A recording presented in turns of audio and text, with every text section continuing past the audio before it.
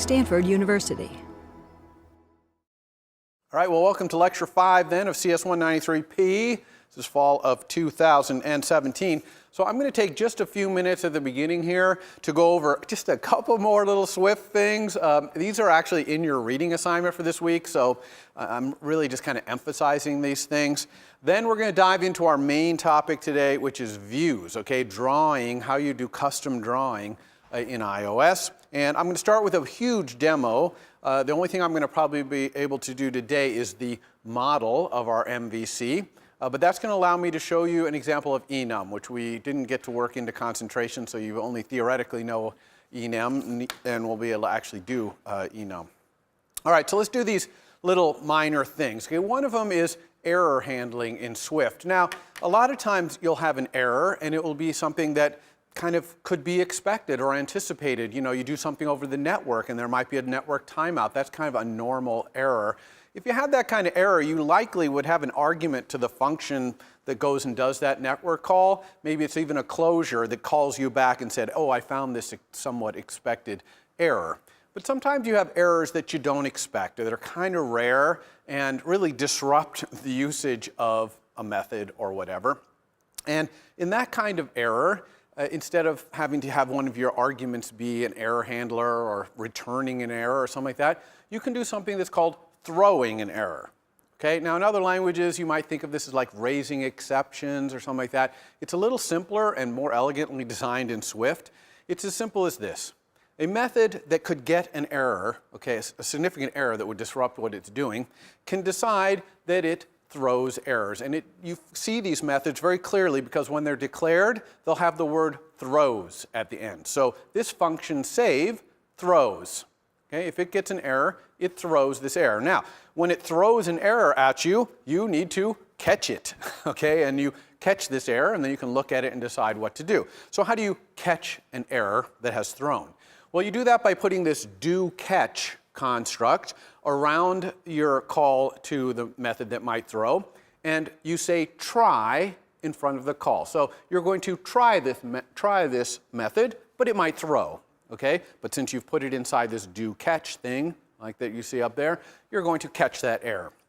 Okay, so it's as simple as that. So any method that throws has to be called with try. Okay, you have to let Swift know, I understand that this can throw, and so I'm trying it.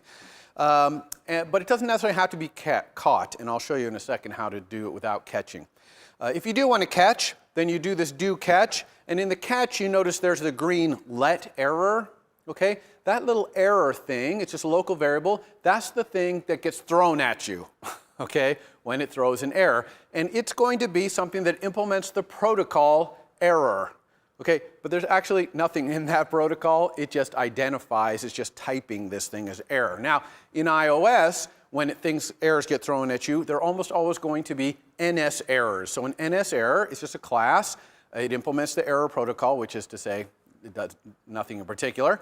But NS error has a lot of nice methods and vars in it, like the error code, even a localized description of the error that you could present to a user, for example. So the way this goes is if you had a function save that throws, you're going to go look in its documentation and see what kind of NS error stuff it can throw. And it'll throw certain errors like save. The save, maybe it's for saving into a database and the disk is full, so the database couldn't save, so maybe there's an error code for disk full or whatever. So this is what you do if you want to catch a thrown error and kind of handle it. Look at it, see what it is, decide what to do. But you can just say try exclamation point, and what that means is try this, and if it throws, crash my app. Okay? Now, you would only do this if you were 100% certain that that thing could not throw in the circumstance that you're doing, which is extremely rare. So we rarely do try exclamation point. But a better one, if you don't care about the error, is try question mark. So try question mark means, please try this, and if it throws, don't crash, but just ignore the fact that it threw. Okay, so this is kind of like try and ignore. Now the interesting thing is, you might be calling a function that returns a value, okay, and that can throw. So here I've got my error-prone function that returns an int, okay, and so what if I want to try it with try question mark? Well, if it succeeds, I need that int back, but if it fails, I can't get the int back. Okay?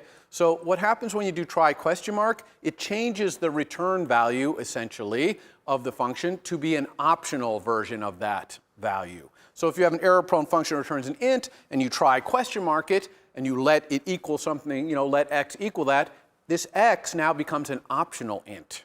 Because if it throws, it's going to give you nil. If it doesn't throw, you'll get the normal x value that error-prone function that returns an int returns. Okay? So that's error handling. There's not a lot of methods that throw in iOS. They're in there occasionally. You might have a typical app, maybe have 3 or 4 of them somewhere. They're fairly rare, but you got to know how to handle them. So these are the ways you handle them. All right, I want to circle back now to any. Okay, this type any that we saw with NS-attributed string dictionaries. There's also another one called any object, which is exactly the same as any. It's just for classes only. Any object is the any of classes only. And I told you that any means you don't know what type it is. It could be any type.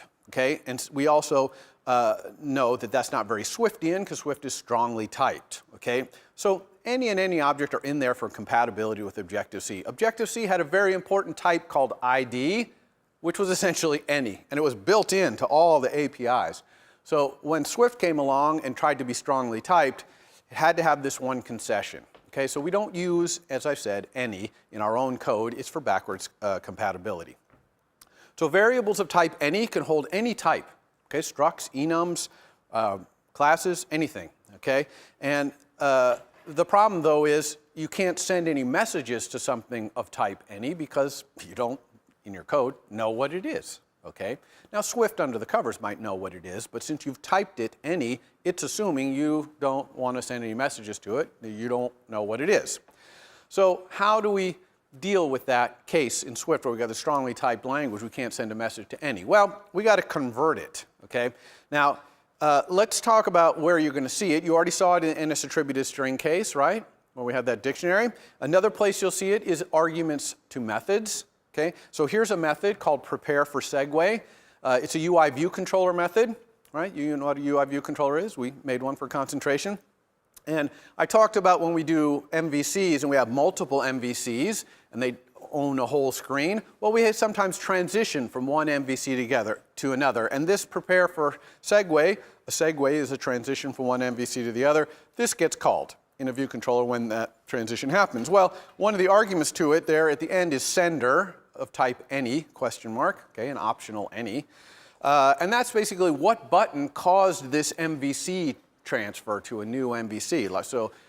So it could well be a button that sender is. But it can also happen if you click on a row in a table view. So that's not a button, that's a table view cell, okay? Or it could happen from something else. It could even happen by code, in which case this is nil. So that's why you need any right there, because you're not sure whether it was a button or a table view cell or something else that caused this thing to happen. So you'll see it as arguments occasionally, very rarely, to a function like this, where you can kind of pass anything in there. But how are we going to use this any stuff? Okay, let's say a button was passed there, a table view. How do I know what it is and talk to it and all that when it's this any thing? Okay, so, oh, yes, before I show you how to do it, of course, don't use any in this course, except for to do backwards compatible call APIs. Okay, you don't have your own data structures would not use any. Okay, some people try to use any when they basically don't know how to design a data structure, and they're like, well, I'll just make this an array of any, and I'll just start throwing random things in there. No, we don't do that. Okay, that's not Swift. All right, so now how do I use any? Okay, I have to convert it to a type that I do know. Since I can't send any messages or vars, I have to convert it. And we convert it with a special keyword in Swift called as. Okay, as question mark. And what as does is it just tries to convert that any to the type you specify, and if it can't, it returns nil. That's why it's as question mark, okay? And it's as simple as that. So here's an example. It's best learned by example here. Let's say I have a var called unknown, which is of type any. So I don't know what's in it. It could be anything in there. And I think that thing in unknown might be of type my type. I'm not sure, but I think it might be my type. So I'm going to say if I can let foo, which is a new variable, equal unknown as my type, then inside there I can send messages to foo that my type understands, right? So I've just converted unknown into a new variable of type my type, if possible, by using as. And you can see this is nice. It reads like English. If I can let foo equal unknown as my type, then I'm going to use it as my type. Okay? So that's it. It's very simple. That's how we access any. And if it wasn't, if unknown was of some other type and couldn't be interpreted as my type, then the curly braces, that stuff doesn't happen. You could even say else, and something else would happen. That would be fine too. Okay? Now this casting of as was not just for any. We can also cast other things. Why else would we ever want to cast? Well, one classic one to cast is to cast from a variable type to one of its subclasses. Okay?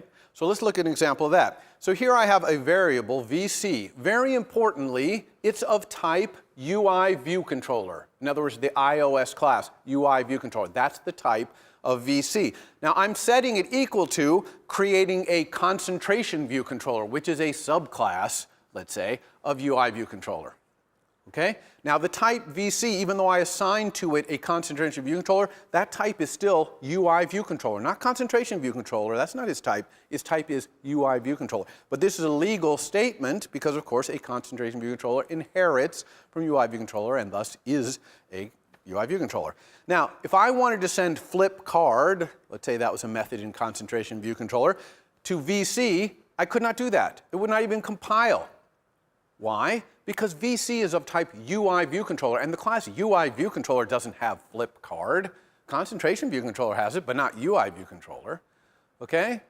So people get confused about this. It's kind of like back when we were talking about the protocols and I had things to move and it was of type movable and I had a car in there and I wanted to send it change oil and people were like, why not? Well, because the variable was typed to be a movable and movables didn't know how to change oil, cars do. This is the same kind of thing here, exactly the same thing, just with inheritance instead of protocols. So what if I did want to send flip card to VC? How would I do it? Well, I can cast with any in the exact same way. I can say, if I let some new variable called CVC, concentration view controller, equal the VC as a concentration view controller, now CVC is a concentration view controller, I can send it flip card. Okay? So same way I did with any, I'm checking to see if it's possible for this var to be converted, in this case downcasted, this is called downcasted, to a subclass of that thing so I can interact with it as that subclass. Okay? Same thing happens here with protocols. We could have done that same thing with the car and the movable. We could have had a movable var and tried to cast it as a car. And if we were successful, then we could send it change oil. But if it was a shape and that failed, it would return nil and we would not be able to do it. Okay? So you're going to see us doing this casting, not as much with any, some with any, but a lot of times just downcasting because we'll have some function that takes some superclass and we pass a downcast, a subclass into it and we're going to downcast it to look at the subclass in case it is that subclass and then we can send it messages. All right, so that's it for any and casting. The last slide I have here before we dive into views is just 4 other interesting classes that you should know about in Foundation. One is NSObject. NSObject is the root class of all classes from Objective-C. Okay? All the things like UI view controller, all the UIKit classes, all those things that were developed in the Objective-C world and are compatible still with Objective-C, their root class, the thing they inherit from eventually at the top, is NSObject. In Swift, no requirement to subclass from NSObject, although there's a few tiny esoteric APIs that ask you to pass a class in that has to implement NSObject. And I'll explain them to you when we get to it. But normally your Swift class, like remember concentration, that class, we originally made it, it didn't inherit from NSObject. It didn't inherit from anything when it was a class. We converted it to a struct later. And that's perfectly legal in Swift. That was not true in Objective-C. In Objective-C, pretty much all classes had to inherit from NSObject because some of the runtime was built into this class rather than being in the actual runtime like it is in Swift. Okay, second interesting class is NSNumber. In Objective-C, when you pass numbers around, you actually pass them with this class, NSNumber. It's a class, so it's a reference type. Okay, you didn't have double and int as classes. You had C-like doubles and ints in Objective-C. but you didn't have that. So you had this, if you wanted to pass something in an object-oriented way, you had to pass this NS number. Now, it can represent any kind of number, floating point number, integer, anything. Okay, it's a kind of a generic number holder, even a Boolean it can hold in there. Now, what's really awesome is all the API throughout iOS that takes an NS number, and there's a lot of it, automatically bridged to the Swift types. Okay, so if you have an Objective-C-based API somewhere in iOS that takes an NS number as an argument, you can pass a double in there, okay, or an int or whatever it's expecting, whatever it's supposed to be. You don't even tell, you won't even know, you won't even see NS number because the documentation is already being converted as well to show you. And similar, when things come out, if something comes out of the API as an NS number, you can work on it as a double or an int or whatever is appropriate, and it works just fine, okay? But I just mentioned it in case you see it and wonder, what is that? It's this old Objective-C generic number holder. It's easy to create one from a double or an int by just using an initializer, right? NS number sub 35.5. That's going to give you an NS number with the double 35.5 in it. And you can get the values out with vars on the number, like int value, double value, bool value. They'll give you the return in a Swift type, double, int, bool, whatever. Okay, date, some of you already know about date because you did the extra credit maybe in assignments 1 or 2. Date is just a way to represent any date in time. You know, internally it's represented, I think, like number of seconds since 1970 or something like that. It's great for doing that. It's great for even small amounts of time because the date includes the time down to small, you know, sub-millisecond times. But I just want you to note that with date, there's other classes that go along with it, like calendar, date formatter, date components. Date components will give you things like the month and things like that. And why are there all those other classes? Well, because date, if you're going to put it in your UI, you have to be very careful.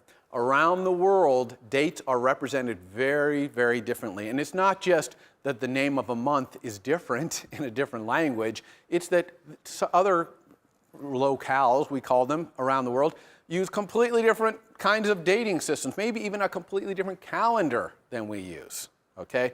So you really have to be careful if you're going to put dates in your UI to understand all these other classes. And there's plenty of documentation how to do it, but it is extra work. Now, if you're just using date internally to like keep track of how long your concentration move or set game move is taking, okay, obviously you don't need any of that other stuff.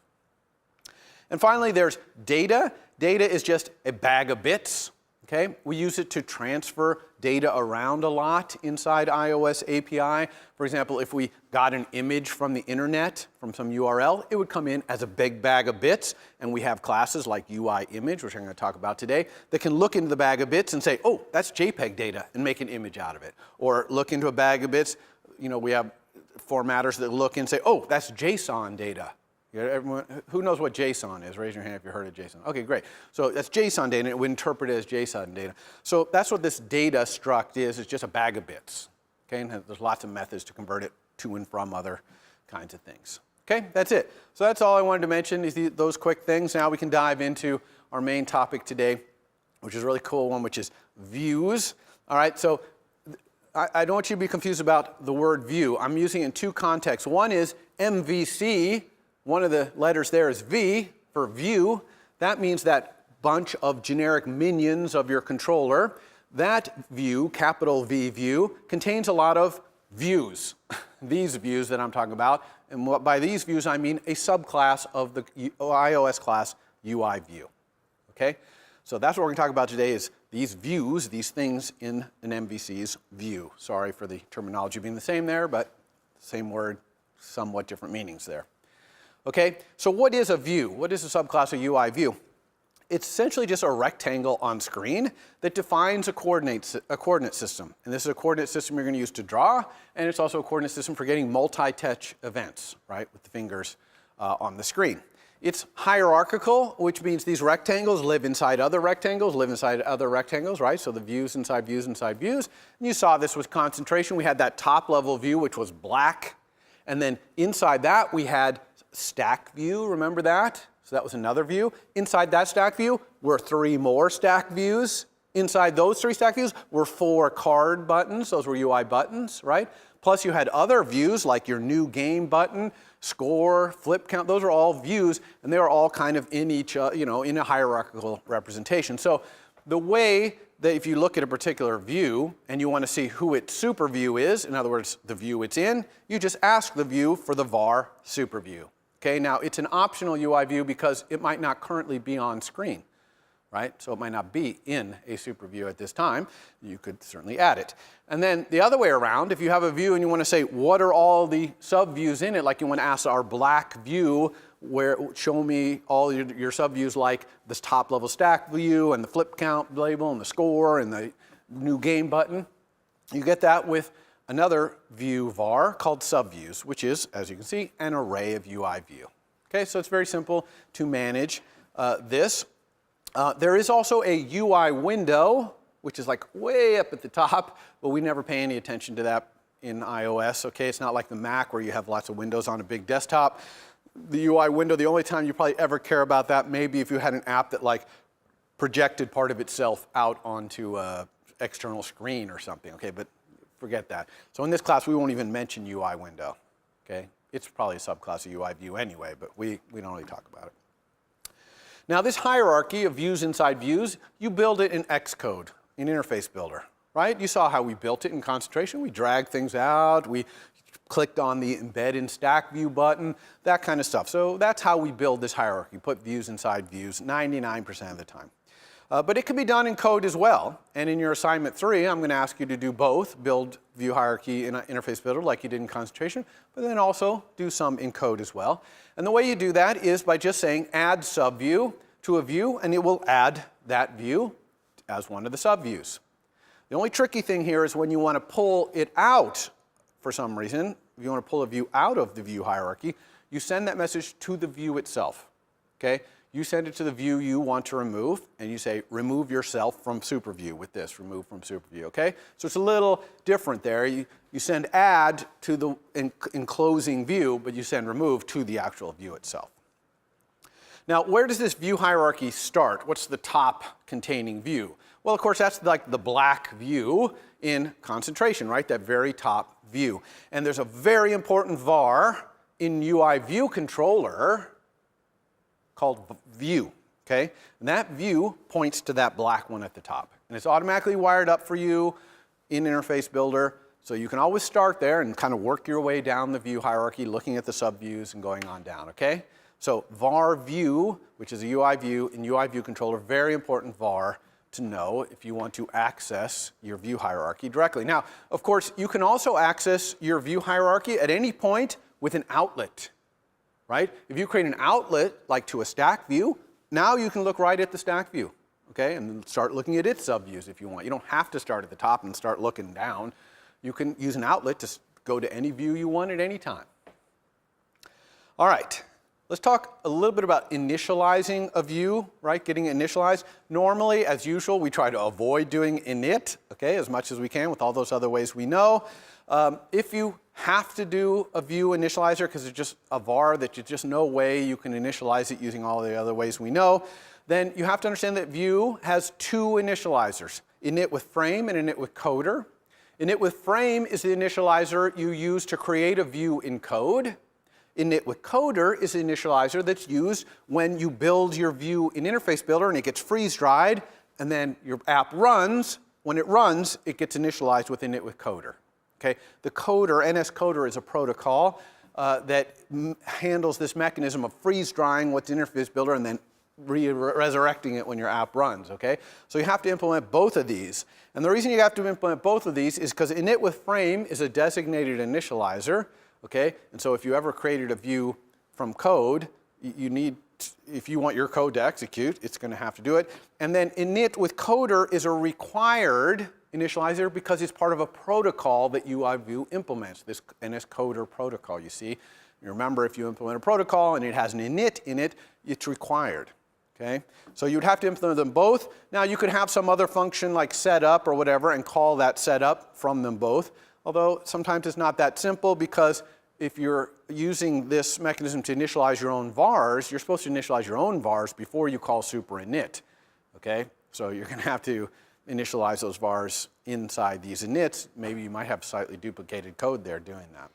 But hopefully you can avoid this init in UI view entirely. Okay, another alternative to initializing a UI view is awake from nib. Now, awake from nib is actually a function that's sent to every single object that comes out of an interface builder file. Okay, every UI button, every UI view controller, everything that comes out of there, when it gets unfreeze-dried, it gets sent awake from nib. Now, the only thing about putting initialization there is it will only work for views that come out of an interface builder file. Okay, if you create a view with init and frame from code, if you create one, this won't get called. Okay, this only happens when you get unfreeze-dried from interface builder. Nib is kind of an really old name for interface builder files. Okay, the IB in nib means interface builder. Okay, so that's it for initialization of views. All right, now let's talk about how we draw. Okay, we have this UI view. Why do we want it? Well, we want to draw. How do we draw? Well, before I can tell you how to draw, we got to talk about some types. 4 very important types. Okay, they all start with CG, like this one, CG float. CG stands for Core Graphics. Okay, Core Graphics is the underlying drawing system for normal 2D drawing in iOS. There are other drawing systems. Okay. For doing 3D and other things, I'm not going to talk about those because I only have so much to talk about. We're just going to talk about the base 2D drawing system, and it's called Core Graphics. Okay? So Core Graphics has these 4 types that are just critical to being able to say anything about drawing. One is CG float. So all drawing is in a coordinate system that's floating point numbers. Okay? So you're drawing in a floating point coordinate system, not integers, they're floating points. When you say where you want to draw, every point you're doing with floating point numbers, and those floating point numbers have to be CG floats. They cannot be doubles or regular floats. They have to be CG floats. Luckily, there's an initializer for CG float. We'll let you create a CG float from a double, but CG float is the fundamental kind of coordinate value, a floating point coordinate value. All your code that's drawing is going to have CG floats. Now, of course, there's CG point, which is just a struct with 2 things in it, x and y, which are both CG floats. And there's CG size, which is a struct that has 2 things in it, 2 CG floats, width and height. Okay? So you got float, CG float, the base thing, then you got points and size. And of course, you can combine point and size into very important CG rect. Now, CG rect defines a rectangle, obviously, including your view's entire bounds, that rectangle, or any rectangle you want to draw inside your coordinate system, you're going to use this. And it has a number of initializers, including initializing by origin and size, also initializer that takes x, y, width, height, etc. And it also has a whole slew of other vars and functions for manipulating rects, like vars like min-x, which gives you the minimum x value of your rectangle, or intersects that takes another rect and returns a bool whether the 2 rectangles intersect. There's also intersect, which returns a new rect, which is the intersection of 2 overlapping rectangles. It also has contained CG point, which will tell you whether there's a point. That point is inside this rect. Okay, so there's probably 2 or 3 dozen methods, so definitely check out the documentation of CG rect because it'll make your code a lot cleaner. And actually, you're going to see in the demo that I do on Wednesday, I actually even extend CG rect to add 5 or 6 more little convenience functions because CG rect turns out to be so important in all the code that you write, okay, when you're doing drawing. Okay, so now you know those 4 types. Let's talk about the coordinate system we're going to be drawing in here. The most important thing to know, besides the fact that it's floating point precision to draw, is that the origin is in the upper left. Okay, upper left, not lower left. The lower left would be Cartesian coordinates, you know, like you have a math class. Lower left also happens to be the coordinate system on the Mac, okay? But in iOS, it's in the upper left. And that means that increasing values of y go down towards the bottom of the screen. So for example, I got this point over here on the side there. See it up there? 535. It's 500 over and 35 down, right? Way over and way down. So that's x of 500. And it actually really would be 500.0 and 35.0 because they're floating point values, right? Okay, the units in this coordinate system are called points. Points are not the same as pixels. Okay, pixels are the little dots that the screen is made of. Some screens have a lot of little pixels, okay? Very, very high resolution, what we call retina displays. You've probably heard that phrase. Lots of pixels per point. Why is that good? Well, because remember, you can draw on floating point boundaries, so you can draw at 27.3, 27.6, 28, right? You could be drawing in between points, and you get these very smooth curves or whatever on a retina display. On a lower res display, maybe there's only 1 pixel for every point, and so it's kind of more jaggy when you draw, okay? But you don't draw on pixel boundaries, you draw on point boundaries. That way, even if you got a lot of pixels per point, it looks the same size, basically, as on a lower resolution device, okay? It's not as smooth as on a high resolution device, but it's the same size, okay, because it's in points. You can find out how many pixels per point your device has by using UIView's content scale factor. It returns a float. It's currently going to either be 1, 2, or 3, and it's going to tell you how many pixels there are per point. All right. The most important rectangle in all of UIView is bounds, okay? It's a var on UIView. It's a CG rect. It tells you the bounds, the coordinates of your drawing system, the origin and the width and height, in your own drawing coordinate system. And one thing you're going to have to understand is different views have different coordinate systems, okay? They each have their own coordinate system. This bounds is in yours. So when you're drawing, you always use bounds. Now there are a couple of other things like frame, okay? Var frame sounds a lot like bounds. Frame has nothing to do with your drawing. Nothing. It's a rect, but it has nothing to do with your drawing. The frame is where you are in your superview. So frame is not even in your coordinate system. It's in your superview's coordinate system. It says where you are. Similar with center. Center is not the center of your drawing area. It's the center of you in your superview. So frame and center are where you are. Bounds is the place you're drawing. Okay? Don't get these things confused. I have a slide on it here. Go through it quick. We never use frame or center to draw because it has nothing to do with drawing. It has to do with positioning. And you might think that the frame and the bounds are going to be the same size, but views can be rotated. And if you imagine rotating your view, the bounds get rotated with, okay, so they stay the same size, but the frame now has to get bigger to totally enclose this because it's a diamond-shaped, right? View B is a diamond shape. Okay, so the frame's size, width, and height are not the same necessarily as the bounds size of width and height. And don't ever think of them as the same. If you ever use your frame to draw in this class, you'll get dinged. Okay, that is just wrong. Okay? All right, so now we know the bounds of where we're drawing. We know we have this coordinate system in the upper left. Okay? How do we create one of these views? Okay, we want to create one. Well, I told you that you mostly do it in Interface Builder, but if I have a custom view, let's say I have a custom view draw something special just to me. How do I drag that out into Interface Builder, right? Interface Builder's got that nice list in the lower right corner of UI button, UI label, all those cool things. My view's not going to be there, right? So how do I make one? Well, it turns out you drag out a generic one.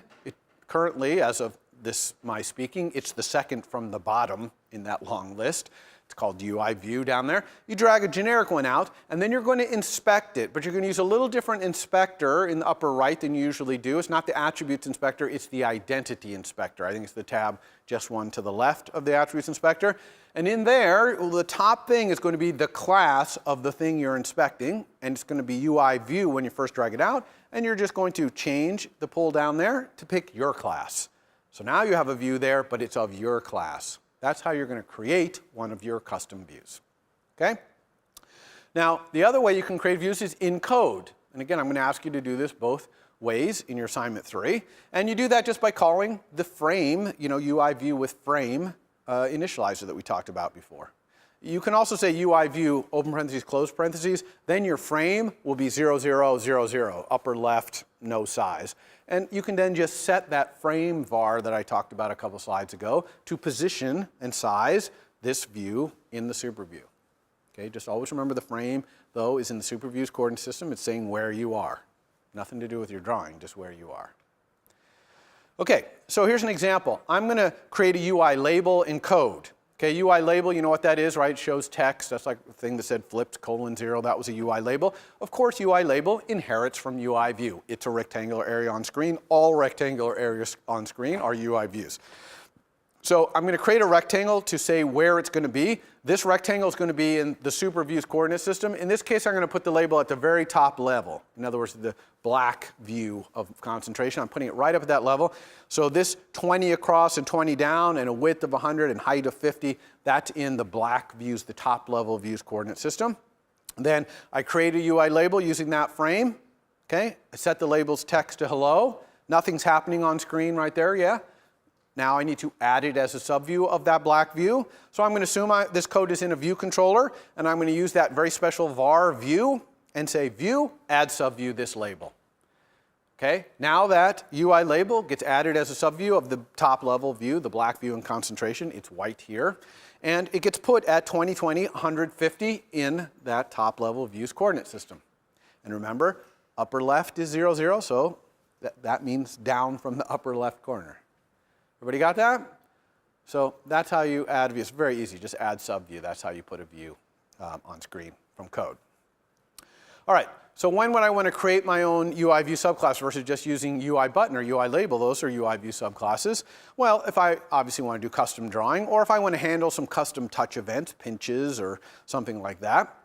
I'll talk about handling touch events on Wednesday, but today we're going to focus on drawing. Okay, so we're going to do all drawing today. So to draw, it could not be easier. There's only one way to draw, okay, in all of iOS, which is you override this function in UI view and implement it. That is the only way to draw. Okay? You can't call any functions that draw or anything outside of this method. It's the only way to draw. So that makes it really simple. You don't have to worry about any other mechanism because this is the only one there is. And so inside this draw method, you're going to draw in your bounds whatever custom drawing you do. Okay? Never call this method, ever. Okay? This method you override and implement your drawing. You never call it. If you want your view to be redrawn because something about you has changed, you call one of these two methods on yourself. Set needs display or set needs display with rect. Okay? And that tells the system, hey, my view needs to be redrawn. Please redraw it. So only the system, only iOS calls your draw. And you can make it call it, or tell it you want it to call it anyway, by calling set needs display.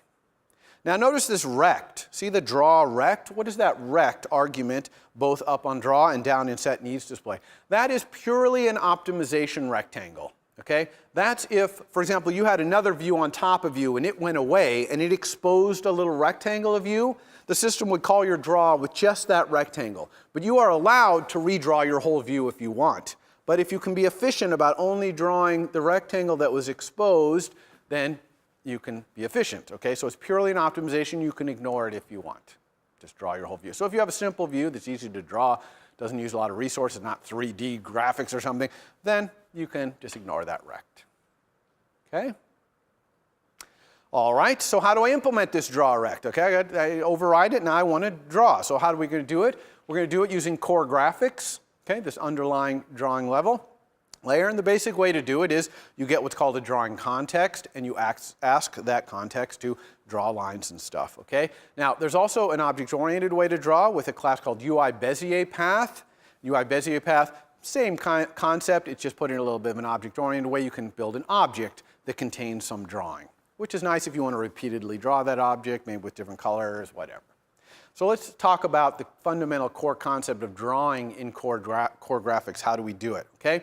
The number one thing about core graphics is that it's context-based, so you have to get a context. UI Bezier Path will automatically get the context for you, but if you don't use UI Bezier Path, you have to get a context. Now, in DrawRect, you can use this Swift global function, UI graphics get current context, and it will give you a context to draw, okay? But there could be other contexts, printing or drawing in an off-screen buffer, when I'm not going to talk about those, but there are other ways to get context as well. But when you're in DrawRect, it's easy. You just call this one global function. It will give you the context you are currently drawing in. Okay, once you have the context, now you use the context to create what are called paths. Okay, paths are just arcs and line twos, and then move twos, which is like jump over a little bit. It's just a combination of all those. Okay, that is what a path is. So you're going to build some path. Then you're going to set a bunch of drawing attributes like the color you want to draw in, any fonts, kind of, that's a drawing attribute. We'll talk about fonts in a bit. But line width, textures, things like that. You set all those things up, and then you do one of two things with your path. Okay? You stroke it or you fill it. So stroke it means draw a line along my path, with a certain line width and color. And fill means fill in the area that my line encloses. Okay? Believe it or not, this is the only way to draw, okay, basically, in core graphics. And you might be like, wow, that seems really limiting. All I can do is arcs and lines and fill them in and stroke them. But it's amazing what you can do when you build on top of that primitive, powerful mechanisms, okay? And we'll talk about that. So UI Bezier path does the same thing. It just does a lot of it under the covers. But it has methods for setting the line width and things like that. And it has a method to stroke and a method to fill and a methods to do arc 2 and line 2 and all that thing, okay? So it's just a kind of an object-oriented collecting bag of that. So let's look what the code looks like to draw a triangle using this mechanism, okay? So first I'm going to do it with UI Bezier path. I'm going to create a UI Bezier path. It has a lot of initializers, but I'm going to use the one that just creates an empty path, okay? So it creates a new one, there's nothing in it. Now I'm going to move around. I'm going to start by moving to a point, you see, that's 80 across and 50 down. Let's assume that this screen is 160 points across and, 300 or 400 high. So I'm moving halfway across and 50 points down from the top. My origin is upper left. Now I'm going to add a line down to 140 over almost to the edge of the screen over there and 150 down. Then I'm going to add another line. See how I'm just calling functions on my UI Bezier path to add lines, right? So I add another one over here. Then I'm going to close my path. So there's a method in UI Bezier path called close that just draws a line back to where you started. Okay, wherever that was. So I'm close my path. And there's tons of methods in UI Bezier path. You have to go look at the documentation. But those are simple method usage, right? Now I kind of been tricking you because you look at this and it looks like as I call these, it draws on screen. But no, okay? I just wanted to kind of give you visualization of what's going on. In fact, when I did all that, nothing happened on screen. Okay? There's absolutely nothing happening. All I was doing was building this UI Bezier path object up. If I want it to appear on screen, I have to set my drawing attributes and tell it to stroke or fill. So let's do that. Now we set our colors, both our fill color and the stroking color, using the UI color class. Okay? So we don't set it on our UI Bezier path, we actually use color, and we say things like UI color.green set fill. Well, green is a static var on UI color, meaning it's a class, like a class color, okay, just like get unique identifier was in card, okay? And it just gets the green color. And it has about 10 or 12 predefined colors, red, green, blue, magenta, cyan, that kind of stuff. We could also make colors, we could use a color literal there. Remember when we did the color literal? Perfectly legal to say color literal dot set fill. So we're setting our fill color and our stroke color. So we're going to fill with green. Our triangle is going to be filled with green, and the line is going to be drawn with red. And I'm also going back to the Bezier path and saying set the line width to 3 points wide. On a high resolution display, that would be 9 pixels wide. Okay? So it's a fairly thick line, not that thick, but. So now that I've set these things up, now I can stroke and fill. So let's first fill. And when I fill, I get this. Notice there's no line around the edge. I just get the fill of my path that I made. And then when I stroke, now I get the red 3-point wide line around. Yeah? Where is this written? Like where do you put this? In your draw rect. In that draw method that we override in UI view, that's where this code goes. So when I drag a UI view onto the storyboard, do I have to make an outlet to have... Okay, so the question is, when I drag a UI view out into my storyboard and I set it to my custom class, do I have to do an outlet or something? No, you just, in your custom code, implement your draw with that kind of that optimization rect argument and put this code in there. And every time the system has your view on screen, it'll draw this. Now it's very efficient. It's only going to ask you to draw once unless things change, but it's going to draw it for you. So all of the drawing is on demand, right? The system asks you to draw, it calls your function, you implement this code, and it draws on demand. Okay, you never force draw. The only way you can kind of force drawing is that set needs display, and even that's just telling the system, please draw me as soon as possible, but not instantly. Okay, it's all on demand drawing. Okay, so this is how you would implement this code would be in your DrawRect. We call it DrawRect. It used to be called DrawRect. Now it's called Draw Underbar Rect. But I suppose we could call it the draw method, but we call it DrawRect. It's got that rect argument, okay, that optimization, okay? All right. Now, you can use UI Bezier path also to create some very common paths, like a rounded rectangle, which we'll use in our demo because we're going to do a playing card, okay, which has a rounded rectangle. You can also do circles, ovals, things like that, using other initializers of UI Bezier path. Note that you can use your Bezier path to clip your drawing. You'll definitely want this for your homework. Pay attention here, okay? So what that means is you draw some shape like your triangle, and if you send add clip to your path, now all future drawing will be inside that triangle. Even if you draw outside, anything outside gets clipped off, okay? So that can be really convenient for your homework.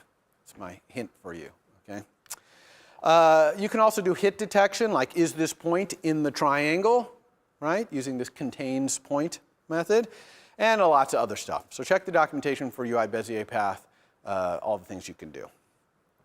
All right, let's go talk about UI color, right? Okay, for setting the fill and stroke and stuff like that. We know a lot of ways to create colors. Color literals, also these static functions I mentioned. You can also create them with initializers that take RGB values, or HSB, which is hue, saturation, and brightness, or even a pattern. Okay, you can create a color that's actually a pattern, some image, okay, that's like repeated, which is kind of cool. And we also know that views have a background color, right? We set the background color of our base view in concentration to be black. We set the background color of our buttons to be orange, so there's a var for that, of course, in view. Colors also, importantly, can be transparent, okay? A transparent color, you can kind of see through it a little bit. And we specify transparency using something called alpha. Okay, how many people have heard the term alpha with drawing? Okay, so most of you know this, great. So we use alpha. Alpha of 0 means fully transparent. Alpha 1 means fully opaque, and we can have any number in between. The way you get a transparent color is take a color you've got, like yellow, let's say right there, and you send it the message or the function with alpha component, and it'll give you a new color that has that transparency. Now you can draw with that transparency, okay? If you want to draw in your view with transparency, though, be very careful, because the system assumes by default that your view only draws opaque, okay? It only draws with fully opaque colors.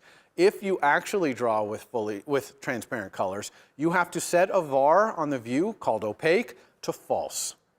Now, why does it do this? Well, imagine how much more CPU and GPU intensive it is to draw with transparency, because now the views behind you have to be composited with your bits, okay? And you know the compositing, not cheap, all right? Your GPU got a lot of work to do there. So that's why the system assumes everything's opaque and that everything overlapping doesn't have to be composited.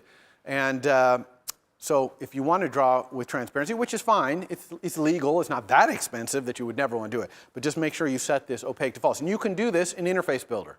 Okay, you can click on the view, and one of the things in the inspector over there is whether it's opaque, and just turn that off. By the way, you can make your entire view transparent if you want by setting its alpha. So views have alpha. That means all your drawing in there will be somewhat transparent. That's kind of a cool feature. Okay? All right, brief mention about layers, okay? So UI View's drawing mechanism, okay, is actually built on another whole system I'm not going to talk about called core animation. And that's because everything you do in a view can be animated, okay? Views moving, transparency happening, all this stuff can be animated. And there's a whole layer for doing that. And so the UI View, we see a top-level API for it, but there's actually a whole other API for drawing called the CA layer, Core Animation Layer API. And I actually mentioned this in the hints of assignment 2. You've already seen this. There's this var in UI View. It's in button because button's a UI View, called layer, okay, which gives you the layer, the CA layer, that's being used. Now, I'm going to talk all about animation, hopefully next week, maybe the week after, and we'll get into some of this stuff. But you already know from assignment 2 that there's a few really nice vars in the CA layer, like corner radius, if you want to put a rounded rect on your view, or the border width and border color. By the way, you notice that the border color there was a CG color, not a UI color. Okay, CG color means it's a core graphics color. Why is that? Well, that's because this whole layer mechanism, core animation, is below the UI kit layer and built on top of the core graphics layer. So it can't really use the UI color struct because it's kind of above it in the hierarchy of frameworks depending on each other. So it uses CG color. Luckily, UI color is also above core graphics, so it has a var called CG color, which gives you itself as a CG color. And I showed all that in the hints of your assignment, right? Okay, so that's a layer thing. We'll talk about more about animation later. Let's talk a little bit about the transparency and how that works. Like which views are in front of which other views, right? If I have a transparent view and it shows the one behind, which is behind. That's all determined by the order of the subviews list, okay? Right? Any view that has subviews has an array of them. The first thing in that array is the back. And everything else is one step in front. Okay, the last thing is the one in the very front. So if you have multiple subviews of your view and they overlap, okay, it's the one in back is the first one in the subviews list. So you can reorder the subviews list and move them. Okay, move the one from the front to the back or whatever. So you can control that transparency effect. Also, even if there's no transparency, if the views are on top of each other and they happen to overlap, a lot of times when we have multiple subviews, they're all side by side, they don't overlap, but they could, they could overlap. And if they did, then that subviews will tell you the order, which ones are in the front. Okay? You can completely hide a view without taking it out of the view hierarchy with is hidden. If you say to a view, this is a var on view, if you say view is hidden equals yes, it will not appear on screen. It'll still be in the view hierarchy, still in the subviews list. It'll still have a super view, but it won't there, and it won't get any gestures either. So you won't see its drawing, you won't get any gestures. It'll be hidden. And you'd be surprised how common it is to want to do these, okay? You put a view in the view hierarchy somewhere, you hide it, then when some condition is true, it appears, probably animated, okay? Things appear. That's a common way to build an interactive UI. All right, so we know how to draw with these arcs. What about drawing text? Well, actually text is just some font designer move to, line to, curve to, okay? That's all the character, every character in a text is just a bunch of little move to, line tos. Luckily, some font designer somewhere did those all for you, or that would be incredibly tedious for you now, wouldn't it?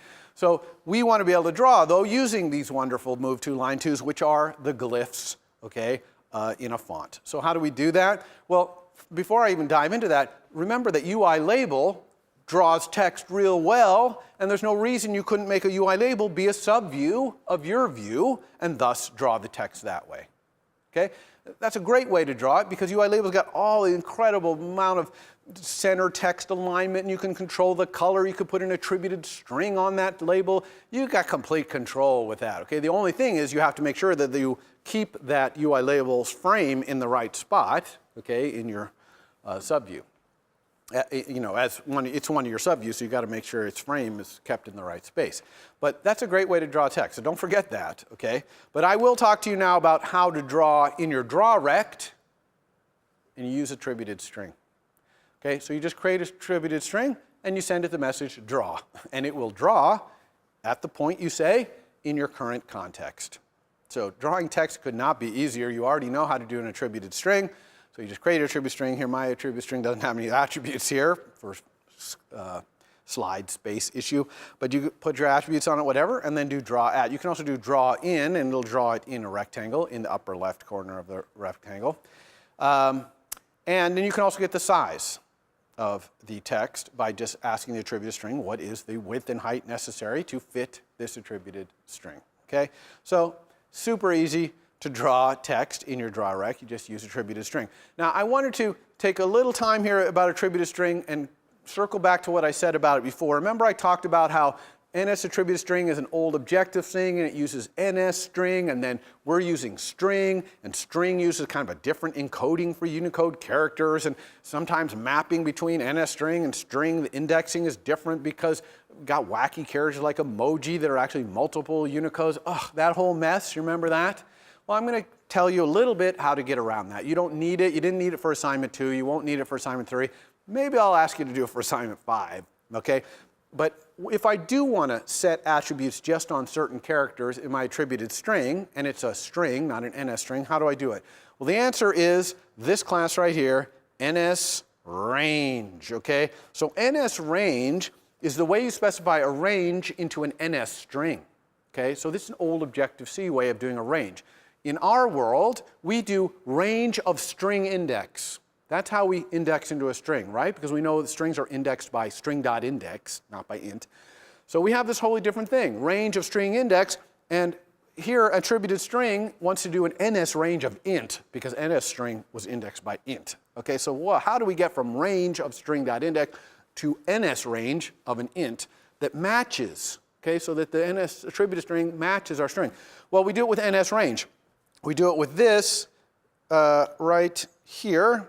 This is NSRange initializer. You see it, NSRange initializer. It takes this first word range, which is a swift range of string.index. You see it goes from start index here over to index of. So it's a range. It's got the little dot dot less than, which is our nice range syntax there. So it takes a range and it converts it into an NS range, but it needs to know the string that those string.indexes are into, right? So the combination of knowing the string and the string.index range, it can crunch on that and change it into an NS range that will work in an NS attributed string. So that's the magic.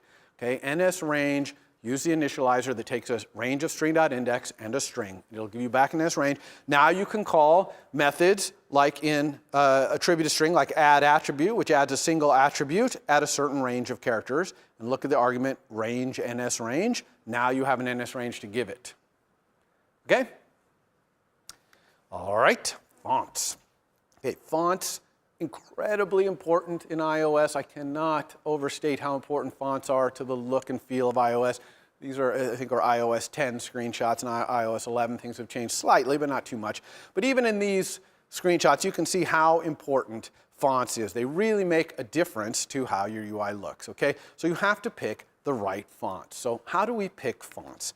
Well, in iOS, the most important concept with fonts is preferred fonts. Okay? There are about 10 categories of fonts, like body fonts, headline fonts, caption fonts, footnote font. Okay? So there's these kinds of fonts. And you need to pick one of those preferred fonts for whatever environment your text is in. Right? If you're showing main information, then it's probably the body font. If it's a little caption of a image, you're going to use the caption font. Okay, so you got to pick the right font and use it. Now, this is really easy to do in Interface Builder. You just pick your label or button or text field or whatever you're doing, and you go to the inspector, and where it says font, instead of choosing system font, which is what we've always chosen because I hadn't talked to you about preferred font, you choose one of these things: body font, caption font, footnote font, etc. Okay? In your code, you can do the same thing, and you do that using this static, i.e. class type method in UI font called preferred font for text style. And that text style is headline, body, footnote, whatever. This will give you back a UI font that you can put in your NS attributed string dictionary. Okay, one of the keys in there is the font, and you can use this as the font when you're drawing text in your DrawRect. Okay, now one thing to be concerned about here is that the size of this font is variable. Okay, but you get old people like me, okay, we're starting to hold our phones like this as the years go by because it's hard to, our eyes are giving it, so we like the fonts big. Then we can hold it a little closer and see our fonts. Well, the way we do that is we go into our settings on our phone, and one of the settings under general there is accessibility, and we can say larger text, and we move a little slider, and now all the fonts get bigger in all the apps. But only the apps that play this game right, okay, and use preferred fonts. So you want to be one of those apps. Otherwise, you're going to lose the older folk from your demographic, okay, of your people buying your app. So, so it's important to make sure that your UI also works when fonts get bigger and smaller. And the number one way to do that, auto layout. Okay, you know that auto layout where we put constraints, pin things to the edges. You want to use good auto layout so that as fonts get bigger and a text field gets bigger, the other things push out of the way and it uses the screen real estate properly. Okay, so you've only seen a little bit of auto layout. I'm going to show you more auto layout at start of Wednesday's lecture. You can see more and more as the quarter goes by, but that's a good way to make it work. Okay, now what if you either want to use some other font, some special font that's something that's maybe part of your marketing or whatever, or you want it to be bigger, or smaller, I guess, than the standard size font that comes with a certain preferred font. Okay, well, UI Font does have a way to create a font by name, like if you want Helvetica 36 point, you can say UI Font, name Helvetica, size 36. Okay? And there's also a class called UI Font Descriptor. Has a lot of cool ways where you can take a font and say, give me the bold version of this, give me the italic version, okay, all that stuff. So you can get your font this way. But if you do your fonts this way, you still want, when I go into my settings and make my font bigger, you want your font to get bigger. And look what size font this is, 36. It's fixed. So I need to somehow scale this font up if the user has put their slider to bigger. And the way you do that is with font metrics. Okay? So you create a UI font metrics object for the text style, body, footnote, caption, whatever. And then it has a very cool method called scaled font. And you give it a font like Helvetica 36, and it will give you back a new font, Helvetica 42 maybe, that's scaled based on what the user said. Okay? Don't skip this step. Okay? Otherwise, if you use a custom font, when people move that slider, your app's not going to work, and people are going to be like, I hate that app, I can't see any of the text and it's too small. All right? There are also system fonts, okay? So we use those so far in our concentration demo. That's only for things like button titles and stuff like that. That's not for user content, okay? Stuff that the user has generated or requested or something like that. Those are preferred fonts. System fonts are just for like buttons, things like that. Okay, what about images? We know how to draw lines and arcs. We know how to draw text. What about drawing images? Okay, just like UI label for text, there's another one called UI image view, which lets you add an image as a subview. Okay, so you could use that to draw an image in your view if you wanted. Just do it as a subview.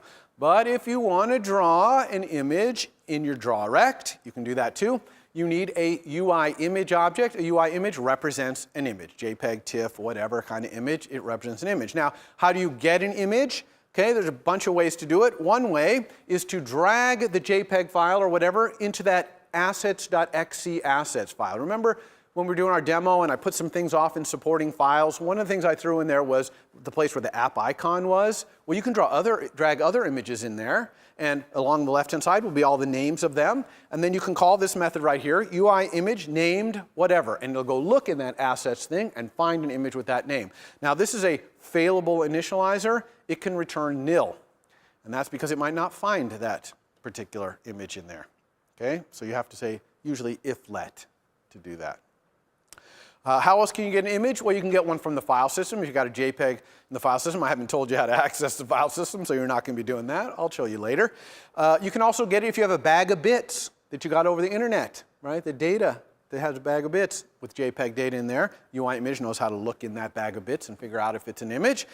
You can even use this global function UI graphics begin image context and then draw arcs and lines, and it'll capture it as an image. Okay, so you can even draw a custom image if you want. So anyway, you do one of these things, and now you have a UI image in your hand that represents the image you want to draw. How do you draw it? Exactly the same as NS attributed string. You just use draw at, which will draw the image with its upper left corner at that point.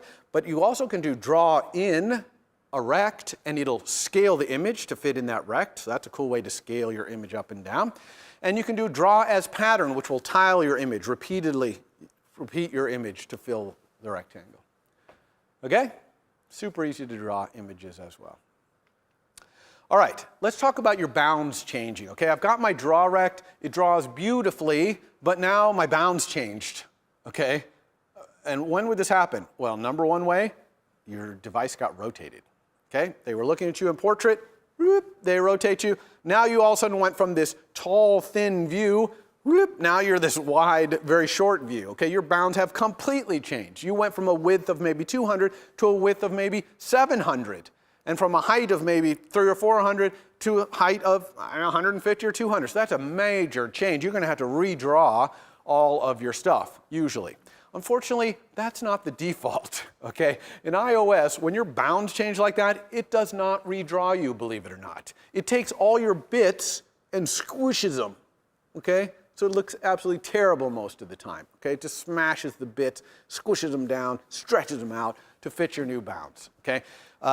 Which you almost never want that, okay? So how is that controlled? That's controlled with a var in UI view called content mode, okay? And the content mode is just basically saying, what kind of content do I have? Do I have the kind of content that can be squished and scrunched like that and still look good? Or do I have the kind of content where I have to be redrawn when my bounds changes? So there's 3 different categories of content modes. One is keep my bits, okay, don't redraw me, but just move my bits unscaled to a new position. Upper left, top, lower right, keep it in the center, whatever. This one almost never gets used. Then there's scaling the bits, which is scale to fill is the default, where it just scrunches the bits, okay, to fit in the new space. It doesn't even respect the aspect ratio. But you could set the content mode to squish the bits, but keep the aspect ratio the same size so that a face doesn't go from, you know, an oval this way to a tall oval or whatever. But the one you guys probably are going to want most of the time is content mode redraw. And what that means is, when my bounds change, call my draw rect and let me draw myself again, okay? And that's probably what you want, because your draw rect knows what your bounds are, and when it gets called, it can draw something appropriate for the bounds you're in. So like in your homework, for example, well, maybe your homework's not a great example, because probably the big views that are changing bounds, it's your subviews that you're going to want to lay out, which I'll talk about again. But if you did have a thing where you were drawing something in a view, like maybe we're doing our cards in concentration, and we always want them to be a certain aspect ratio or whatever, we could redraw in our draw rect or whatever. It's probably not a great example. In fact, let's go on to the next example, which is what happens if I have subviews and my bounds change? Because this is going to happen in your homework. You're going to have, some view is going to have a subview, which is a lot of cards, your set cards. Because in assignment 3, now there's no limit on the number of cards that can appear on screen, right? In assignment 2, we limited it to like 24 cards as the most. Now, no limit, so you're always adding more cards. So you're going to have to put them as subviews of some view. You can't use stack view anymore, in other words. So what happens when your bounds change there? Well, when your bounds change, you're going to get sent this message, layout subviews. And that's an opportunity for you to go reset the frames by just changing the frame var on all of your subviews, okay? So if you have subviews, you're almost always going to implement this method. And don't forget to call super to do it. Now, what's the one time when you're not going to implement this method is if you have subviews and you have auto layout on those subviews, okay? If you have auto layout on your subviews, then the auto layout constraints will determine where the new frames are. Okay, so this would only be for views where you're not using auto layout. Okay, and that might be true of your assignment 3, whatever view contains your cards, probably not going to use auto layout. It would be almost impossible to write constraints that would work for laying out an arbitrary number of cards in arbitrary bounds. Okay, you're probably going to want to do that in code. Okay, so when your bounds change, you've got 2 different things to think about. If you have any subviews, layout subviews or auto layout. And if you draw something, then you've got to think about your content mode and whether you want to be asked to redraw. Okay, so that's it for the slides today. I'm going to go into demo here. The demo I'm going to do is a playing card. Okay, so this is going to be a new app, and it's just going to draw a playing card. You know, Jack of clubs, 6 of hearts, whatever. It's going to draw that card. And we're going to draw that custom by ourselves. And today, all I'm going to do in the demo is the model of that MVC that draws a playing card, which is going to be a playing card and a deck of playing cards. And the reason I'm going to do that is I want to show you enum. You haven't got a chance to see me demo enum, so we're going to use enums in our implementation of our model. On Wednesday, I'll continue with the drawing part of this demo, where I'm going to draw this playing card, and then I'll do some slides on multi-touch, and then we'll add some multi-touch to the playing card, swiping to go to the next card, we'll do tapping to flip the card over, that kind of stuff. Okay, your assignment 2, of course, is due on Wednesday, as you know. Assignment 3 will be assigned on Wednesday. It's just to make your set game custom cards, okay, drawn with a custom view. That's what assignment 3 is basically about. We don't have a Friday section again this week, unfortunately, due to some scheduling conflicts, but next Friday we will, and it will be on source code management, okay? Okay, let's go create a new app here. Okay, so I'm just going to go over here. Use this same splash screen, but I'm going to say create a new Xcode project because this has nothing to do with concentration here. As always, we use a single view app. I'm going to call this app playing card because that's what it does. It just shows a playing card. We're not doing any database. We're not doing testing yet. We're going to put in the same place I put concentration. We're not doing source code control yet, although, like I say, next Friday we'll learn about that. Here's my project. Now this time I'm going to keep my XC assets, right? Here's my XC assets where my app icon is here. And I'm going to keep that because I'm going to use some images for the face cards. So you can see how to draw images there. But I'm not going to use my launch screen or my app delegate here, so I'm just going to put them again in supporting files. I just like to get them out of the way so they don't really kind of demand my attention. Now, before I even go here and build my UI for my playing card thing, we're going to go do our model first. So we're not even going to do any UI to start. We're going to do the model first. So how do we create model files? Remember, File, New File. And we pick this one right here, Swift File, which is a non-UI, right, a UI independent thing. And when we do that, we ask for the name. So let's first start by doing a playing card. Okay, now my model is just going to be a deck of playing cards. So these are going to be UI independent representations of playing cards, a deck of that. So we'll start with the playing card itself, and then we'll do the deck. So here it is right here, import foundation. I'm just going to have it be a struct. There's really no reason for it to be a reference type. And it's going to be a playing card. Now, a playing card is made of what? Well, it's got a suit, okay, which I'm going to have some type for that, and it's got a rank. Right? That's all there is in a playing card, suit and rank. So how are we going to represent suit and rank? Well, of course, because I want to show you enum, I'm going to do it with an enum. Okay? So let's create an enum for the suit, and then we're also going to create another enum for the rank. Now let's talk about how we would do this. Now, suit is probably the world's simplest enum, right? It's the case, it could be spades, or it's hearts, or it's diamonds, or it's clubs. Okay? That's it. This is probably enough right here. Okay? That's probably all we need to do for an enum. I am going to take this opportunity, though, to teach you a little bit about enum that I didn't mention even in the slides, but it was in your homework reading, so hopefully you got this, which is raw values. Okay, what are raw values in an enum? Well, it turns out that you can associate a fixed constant raw value for every one of your cases. Okay? Now, Swift will even do some of this automatically. For example, if I make my raw value type, which I specify by just saying :type after enum, if I make it be an int, then it'll automatically make this one's raw value be 0, and it's going to make this one's raw value be 1, etc. Okay, 1, 2, 3, 4, 5. So it just goes in order, the lexical order that appears in the file. You can also make your raw value be a string, for example. And if I do that, Swift will automatically make this one be spades, this one will be hearts, this one will be diamonds. In other words, it makes the raw value be a string version of the case. Now, why would you ever want raw values? Well, to be honest, I think a lot of the raw value support backwards compatibility because in Objective-C, enums were essentially ints, right? 0, 1, 2, 3, 4, 5. So raw value, it's like a raw value int. But you could imagine it might be interesting if there is some piece of data that it makes sense to associate with all the cases. And again, it has to be fixed and constant and unique, okay, for all the cases.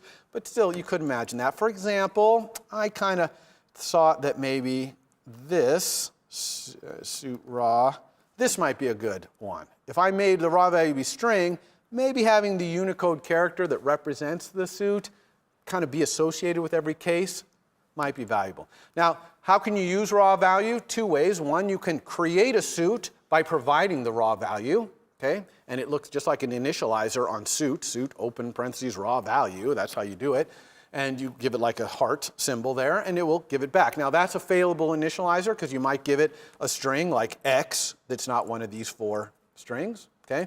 And you can go the other way as well. You can, if you have a suit like suit.spades, you can say, what is the raw value? And you can get this string. So that might be useful too. We don't really care about that in this demo, but I just wanted to show you about this raw value business. All right, let's go down to rank. Now, honestly, if I were doing rank, it would look like this. Case ace, case 2, case 3, all the way up case jack, case queen, case king. This is what all the ones in between. That's what I would do. Okay, but I'm not going to do it this way because I want to show you associated data. Okay, this is mostly for demo purposes. I would probably just do it as these 13 things. That would probably be the best representation for a rank. But instead, I'm going to do it with associated data, and so I'm going to have case ace. Then I'm also going to have case face, which means a face card, and it's going to have associated value, which is a string, which is either J, Q, or K. Okay, so this is going to be a face card. it's either jack, queen, or king. Terrible representation. At the very least, this should be another enum, not a string, which can be anything. It's kind of silly, but anyway. And then I'm also going to have case numeric, okay, for 2, 3, 4, 5, 6, 7, 8, 9, 10, and it's going to have, of course, associated data int. Now, I could put in here like pips count. A pip, by the way, is one of these. A pip on a card is just one of these things. So a numeric card has 2 pips on it. 2 has 2 pips, 3 has 3 pips, etc. So I could put pips count here as documentation, but you know what? You actually don't want to do that if it's completely obvious what this would be. And if I had a numeric rank, it's completely obvious that this is the number. So I do not need that. Now, it's not very obvious what this is, but I already told you this is a bad representation anyway. But I just want to show you what it looks like to get the associated data out of here and use it, etc. For example, rank is an enum. It can have funcs. I could have funcs and vars on here. So I'm going to have a var called order, which is an int that's just going to return which position the rank is in the order. So I'm going to switch on myself, and if I am an ace, I'm going to return 1, because that's that's card number 1, right? If I am a numeric, then I'm going to get my number of pips, okay? And I'm going to return the number of pips. Okay, because if I'm a numeric card, then however many pips I have, that's my number. Okay? And then for face, I'm going to say case face, and I'm going to, get the kind, okay, Q or J or K. Now I've got the kind, I guess I could say, I'm going to go to the next line and say, if the kind equals J, then return 11, and then I guess I could go else if the kind, okay, but this is getting terrible, okay? This is going to be ugly, awful code. But turns out there's a lot better way to do all this, which is to go here and say, if it's face, where I get the kind, where kind equals J, then return 11. Okay, so this stuff with switch is actually a pattern matching language, which you can go in documentation and learn about. But one of the things it's able to do is where, okay, where it can kind of narrow this down a little bit. So now I can do that for all 3 here, the Q and the king, and return, well, you can see why I use this terrible string representation so I can show you where. Now notice when I do this, I still get this complaint, switch must be exhaustive. And it's like, what? Look, I do ace, I do numeric, I do face. How come it's not exhaustive? Well, because where makes it so these are not counting every possible combination of where. Okay, it could be, the kind could be something else. So of course I have to add here default break. Or actually I got to return something, so I'll return 0. This is also bad design. This probably wants to return nil, and this wants to be an optional. Okay, that would be better design. I'm not going to do it that way, but just so you know, that's bad. I could also have static vars here. Maybe I have a static var which is all the ranks, which returns an array of every single possible rank. And I'm going to have to kind of build that up because I have this weird data structure here. So I'll create something called all ranks, which could be a type array of ranks. And let's start it out with an ace. Notice here, by the way, that I have to type this side here. It can't really deduce this. If I took this away, right here, let's get these other warnings off here, return all ranks. If I took this typing right here, this static typing away, I'm going to get an error that it can't infer this type. And that's because there might be another enum that has a case of .ace. So how does it know which array of enums this is? That's why saying type expression is ambiguous without more context. So I can add more context by putting that type. I could also say rank.ace. That would add more context. And now it knows it's an array of ranks. Okay? So now let's also do for pips in 2.10. Remember without the less than means including the 10. And now I can say all ranks.append a rank.numeric with that pips. Okay, so now I've added all my numeric ones. And then maybe for the face card ones, I'll just say all ranks plus equals an array that has rank.face, where the kind is a J. And then I'll just copy and paste. Copy, oops, paste, comma, paste. And we'll do the Q and the king. By the way, if I do this, I only really need to put this rank dot on the first one, and it can infer the rest of them. Okay? dots though, need the dots. Okay, so I don't need rank dot, because it figured out pretty quick, this is an array of ranks, these are all ranks, so it works. Okay, I could do the same all thing up here, by the way, too. I could have a static var all. I make it static because I'm getting all of them here. I'm not talking about a specific one, so I want them all. So this would be, we'll do the same thing here, a rank of suit.spades, .hearts, .diamonds, and .clubs. Oops, hello, .clubs. Okay, so this is kind of nice to have this static var, which gives me all the suits, all the ranks. That's going to make it a lot easier, actually, to create our playing card deck. So let's do that. Okay, so we've got this nice representation, not so nice, but somewhat nice representation of a playing card. Let's go ahead and make a deck. So I'm going to make a new file, okay, a new thing here. It's going to be a playing card deck. Here it is. Struct also, no reason for it not to be. Playing card deck. And what do I want in a playing card deck? Well, of course, I'm going to need a var, which is the cards in the deck, right? So I'm just going to make that be an array of playing card. I probably want this to be private set, okay, where I control the cards because it's going to start out being a full deck. And then I probably want some function like draw, which grabs a playing card out of there. So that's how you take a playing card out of the deck. So how would I implement drawing the card out of there? Well, I'm just going to say, let's see, I remember, I think I used something from concentration to do this. Check, I did. Oh yeah, I did. Okay, so here I'm just going to see if I have any cards. Then I'm going to return cards.remove at however many cards I have, .arc4random. Okay, so I need to go over to concentration. Okay, here's concentration. Down at the bottom here, we have arc4random. So I'm just going to grab that out of here, put that in here, so I can use arc4random there. If I don't have any cards left, then I'm going to return nil. So I better make this draw return an optional playing card. Okay, so that way people can't add more cards to my deck. I just start out with a full deck. Okay, I got to start out with a full deck, so I better have an init that does that. Init is really easy to write given our nice playing card structure. Oh, sorry, this warning here. Cannot use mutating member on immutable thing. Everybody knows why that is. This is a struct, it's a value type. This mutates it by removing a card. So we have to say that this is a mutating func. Okay, another good example of doing that.